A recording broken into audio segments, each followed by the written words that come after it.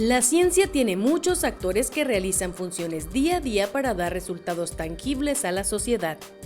Luego de 40 años de dedicación, aciertos y desaciertos, este Centro Público de Investigación realizó una revisión histórica de sus tareas sustanciales, avances y retos, desde la mirada de 3 historiadores y un doctor en ciencias sociales. El día de hoy para usted, la segunda de 2 partes de la presentación del libro CIBNOR 40, Memoria y Tendencia Científica. Iniciamos.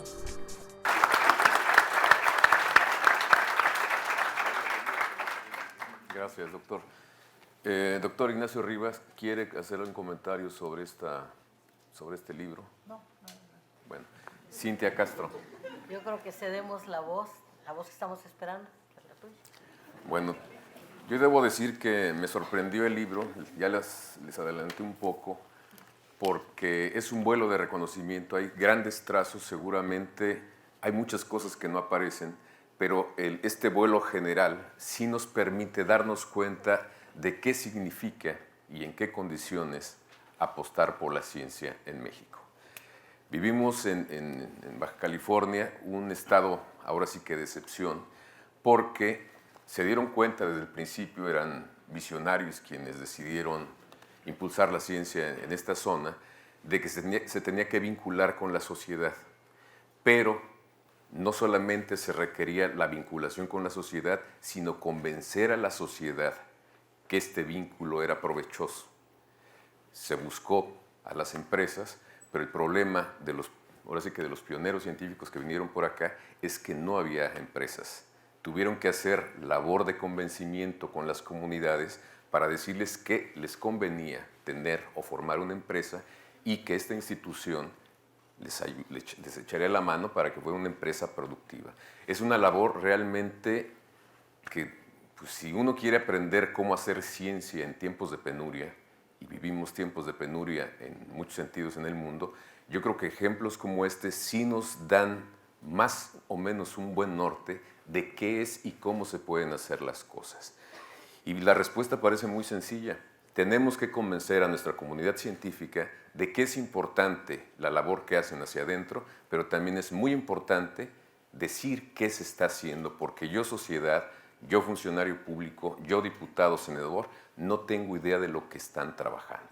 Hay encuestas de las que da cuenta también esta memoria, en donde nos habla que la percepción del mexicano común, del mexicano mayoritario, digamos, que tiene sobre la ciencia es casi mágica, ¿no?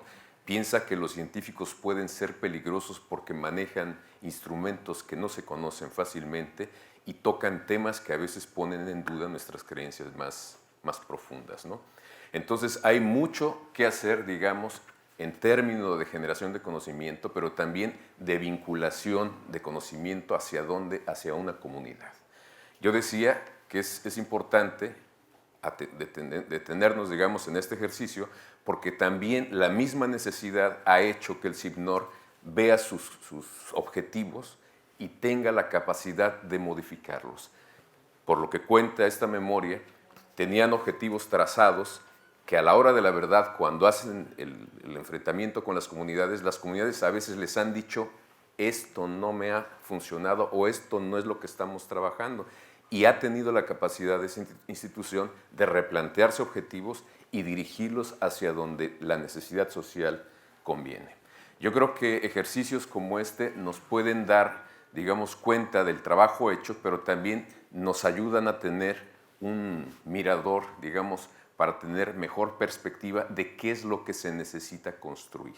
Se habla mucho de las sociedades del conocimiento, hay una feria itinerante que anda por todas partes hablándonos de que la sociedad del conocimiento es el futuro de la humanidad, pero muchas veces nos quedamos como en el circo, como en la feria.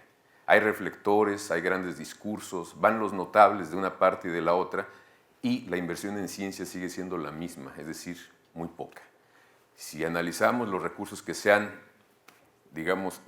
puesto, digamos, en la charola de la ciencia, vemos que son y seguirán siendo durante un buen tiempo insuficientes porque no tenemos, por una parte, el conocimiento de por qué tenemos que hacer las cosas y también la comunidad científica ha sido un poco reacia a decir, bueno, trabajamos en esto y tiene sentido por tal cosa digamos, encarrilarnos de esta manera. Hace tiempo yo le comentaba a un amigo que fue al Oriente, estuvo en Japón, estuvo en Taiwán, le dije cómo se divulga la ciencia en aquellas regiones, y porque yo le decía, bueno, aquí tenemos algunos programas de ciencia que yo creo que están bien, pero me da la impresión de que hace falta un poco más. Y dije un poco más y me dicen, no, pues yo creo que falta mucho. Me dijo que estuvo en Taiwán y me dice, por ejemplo, allá hay 9. Yo le dije, hay 9 programas sobre ciencia y me dicen, no, hay 9 canales que se dedican todo el día a divulgar cosas para los niños, para hacer atractiva la ciencia de los niños, pero también que tienen un fin didáctico.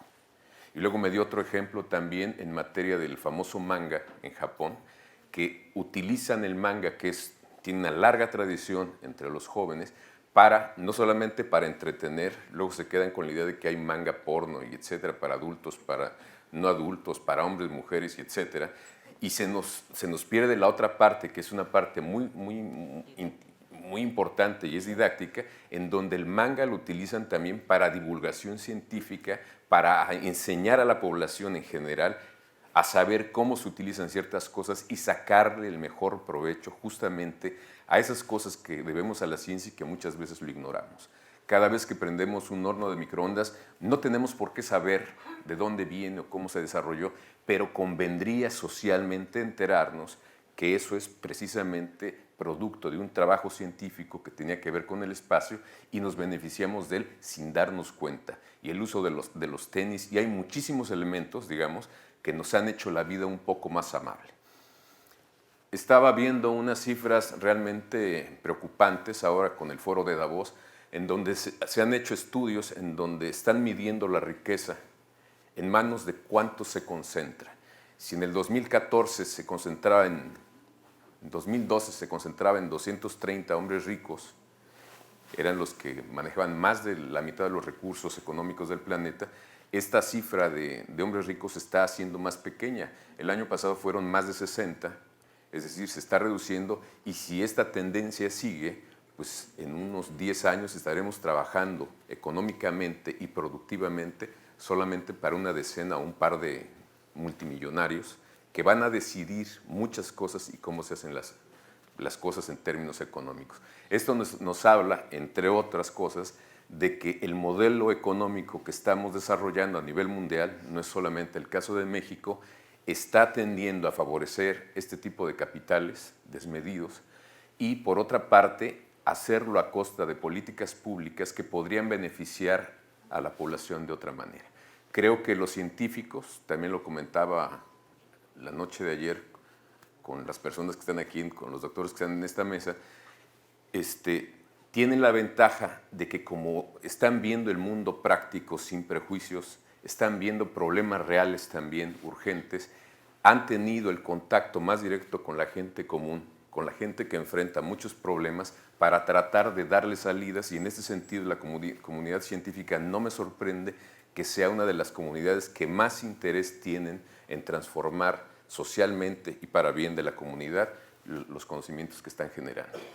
Este centro ha trabajado de veras en unas situaciones de penuria increíbles.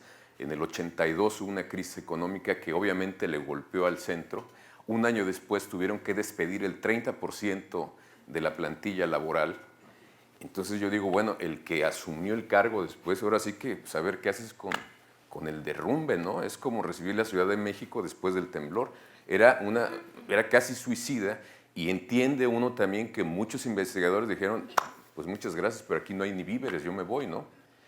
Y han tenido fenómenos, por ejemplo, el Odil también, que cimbró muchas cosas, pero yo me quedo con esa otra parte que tiene que ver con la gana de hacer cosas, de transformarla, de aprovechar ese conocimiento. Ustedes más que nadie lo saben, el conocimiento es un producto acumulativo, nadie conoce solo. Los hombres conocen entre sí mediatizados por el mundo, y la ciencia es eso, es la acumulación, es el conocimiento por acumulación, se desecha, se tiene la capacidad de desechar, decir, esto finalmente que creíamos que era de esta manera, ya no es así, tenemos otros elementos que nos hacen ver otras cosas que no habíamos visto y siguen caminando. Es una sociedad muy dinámica la científica. Me da gusto que aquí se habla de la institucionalización de la cuestión científica en esta zona, Y yo quisiera hacer un paréntesis y decir que, bueno, se institucionalizó y eso es positivo, pero sin esclerosis. Desgraciadamente, muchas instituciones grandes se quedan como esos grandes engranes que se mueven muy poco, están esclerotizadas por ciertas formas y se necesitan dinamizar con esfuerzos, digamos, como los que se dan en estas zonas, que en zonas en donde, ahora sí que si no se conectan bien con su comunidad, desaparece, ¿no? Yo creo que ese es el gran reto de la ciencia y me da mucho gusto que esta memoria, que este inventario también nos marque, digamos, miradores hacia dónde se tiene y cómo se puede vincular el trabajo científico con la sociedad para tener un mundo un poquito mejor o al menos con un ligero aumento de luz. Gracias.